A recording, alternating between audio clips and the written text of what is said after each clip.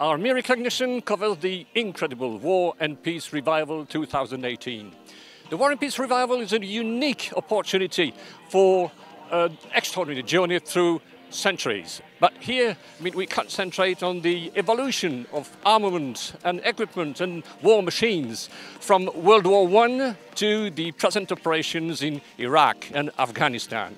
And here on this display, dating back to the Vietnam War, we have the possibility of sitting in an actual UH-1 Huey, the war horse of the American Army in Vietnam.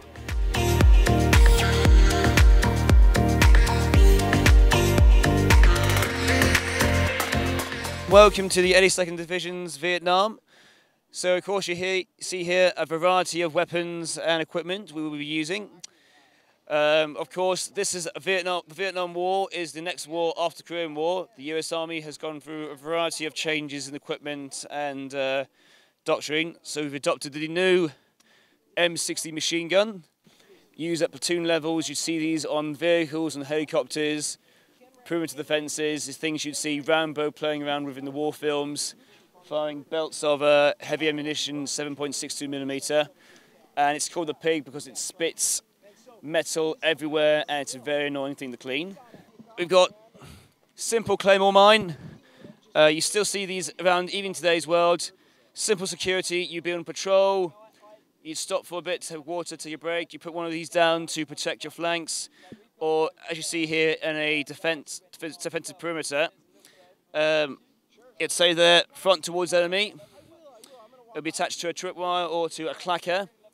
If enemy were coming towards the wire, click that. Hundreds of ball bearings would fire out of that in that direction, set everything off. And again, it's a lightweight explosive device that it's used to defend yourself from possible attacks. As you've seen in many films, Terminator, 13 Hours, grenade launchers, fun piece of toy to play around with, fires a high explosive, gas or heavy shotgun round, usually 40mm.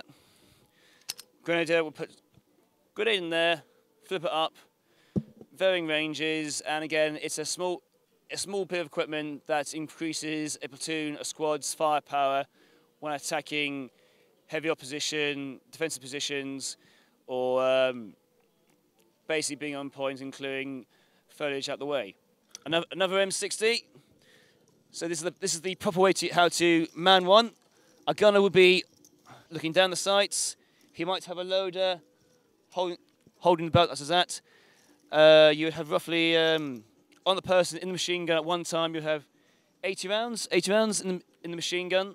You'd have another belt of 100 rounds in an ammunition case or around your body because firepower, this thing eats at rounds like that. And you, as Hollywood mistakenly makes you believe, pulling the trigger all the time, going bang, bang, bang, bang, bang, bang, bang.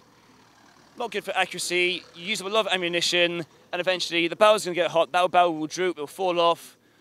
It might make the gun explode, and something you don't want. So when you fire a machine gun, it'll be bang, bang, bang, bang, bang, bang, the burst fire effect. Of course, you've also got things left over from the Second World War. The American Colt 45 M1911, standard issue sidearm, clip magazine, and it still uses a 7 rounds per magazine, used by MPs, officers, specialists. I've got mine right there. And the gunner has them as well, yep. And these aren't completely replaced until roughly late 70s, 80s with the M9 Beretta. So it's a 45 round. It's been used since the First World War, Second World War, Korea, Vietnam. Standard infantryman pistol, very reliable. And of course you get the fun, as you see here. Fun grenades, lemon grenade and the M69 baseball grenade.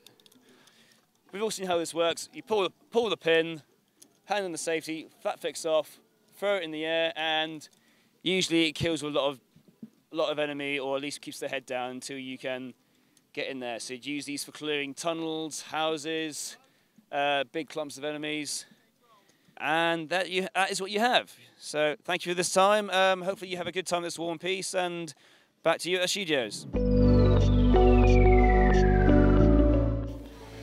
This display by the American Infantry Preservation Society, AIPS, depicts a typical mechanized infantry unit in Vietnam, circa 1969-1970.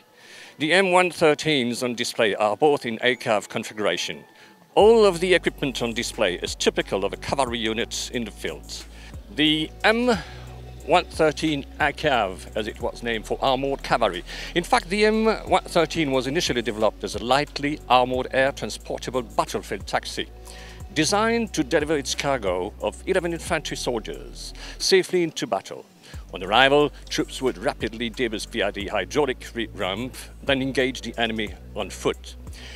When the vehicle was first deployed to South Vietnam in the early 60s, the role of the 113 was envisaged as being little more than that of a battlefield taxi. However, because of the nature of combat in that conflict, the limitations of the 113 in this role soon became apparent. There was no front line because of the vehicle's armor, amphibious capabilities, and all-round versatility. It was soon developed into a light tank that would also carry troops. This new vehicle was designated ACAV, Armored Cavalry Assault Vehicle. It had a crew of 5, consisting of driver, commander with a .50 caliber gunner, 2 M60 gunners, and an M79 grenadier, ammo bearer. The increased firepower and additional armor gave the vehicle new capabilities, which in turn modified its role from that of a battlefield taxi to armored fighting vehicle. It could, of course, still carry troops on offensive operations, though not all liked the free ride, as it was seen as a bigger target for the enemy to aim at. The vehicle's light armor also made it susceptible to mines, hence why troops tended to sit on top rather than inside of the vehicle.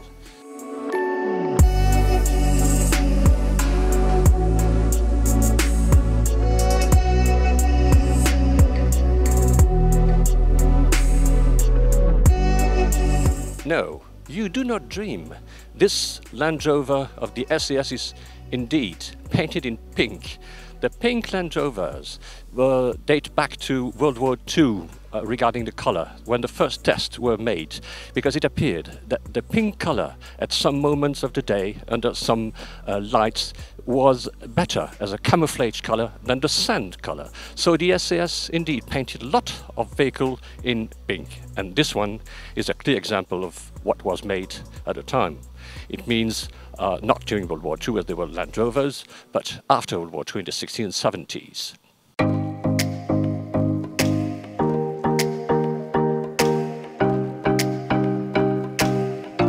I'm the group head of the group of SEAL Team SARD. We reenact US Navy SEALs from 2003 to present day. Our vehicles represent what they'd use on reconnaissance missions: fast, nimble, cost effective, cheap to run. If they're compromised, they're easy to dump, just get another one from somewhere else. They'd all be weaponed up to specific missions, what you're going on, whether you're taking heavy machine guns, like we've got the 50 cal up there, back to the M60 and the 240 on the other trucks. And they were just easy to pick up locally out in country, and spares are readily available. Say a lot cheaper to run than Humvees, and like I said earlier, less sensitive equipment on them to deal with if you do get compromised. We've done Overlord Show, which is a Solent Overlord Show down at Denmead in Portsmouth this year. We'll also be going to Military Odyssey. Next year we plan to do Capel Military Show. So there's plenty of shows on the circuit that we do visit.